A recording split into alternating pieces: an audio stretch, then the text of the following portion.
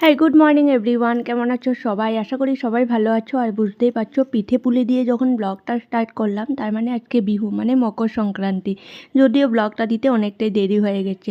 সকালবেলা খেলাম পাটিসাপটা আর তিলের নাড়ু। তারপরে এদিকে মালপোয়া ভেজে নিচ্ছি আর এক সাইডে বসিয়ে দিয়েছিলাম রান্না।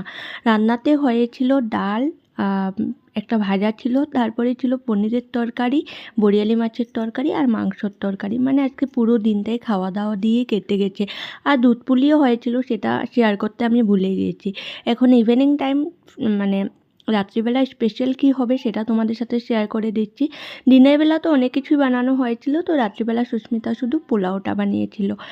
আর ভাই এদিকে নিয়ে এসেছিল এগরোল আর ব্রেড চপ। আর ও পনির আর ফিশ গ্রিল করেছিল। তো আজকে পুরো দিনটাই খাওয়া দাওয়া দিয়ে কেটে গেল। তো তোমাদের বিহু কেমন কেটেছে আমাকে কমেন্ট করে জানিও। আর আমার ব্লগ ভালো লাগলে চ্যানেলটাকে